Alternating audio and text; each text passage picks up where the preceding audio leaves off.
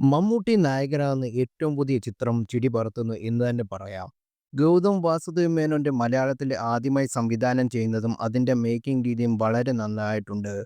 തമിഴ് സിനിമയിലൂടെ ഗൗതം മേനോൻ ഫാനായ മലയാളികർക്ക് ഒരിക്കലും നിരാശപ്പെടുത്താത്ത സിനിമയാണിത്. മമ്മൂട്ടി പതുപോലെ സ്ക്രീനിൽ കത്തിക്കയറുമ്പോൾ പ്രധാന കഥാപാത്രമായ വിക്കി നമ്മുടെ സുരേഷ് ഗോപിയുടെ മകൻ ഗോകുൽ സുരേഷും മികച്ച പ്രകടനം കാഴ്ചവെക്കുന്നു. വിക്കിയുടെയും ഡൊമിനിക്കിന്റെയും കുറേ കോമഡികൾ ആദ്യപതിയും നല്ല രീതിയിൽ വർക്ക് ആയിട്ടുണ്ട്. ഇനി നമുക്ക് അതിന്റെ റിവ്യൂയിലേക്ക് കടക്കാം. സിനിമ ഒരു സൂപ്പർ എൻഗേജിങ് ത്രില്ലറാണ്.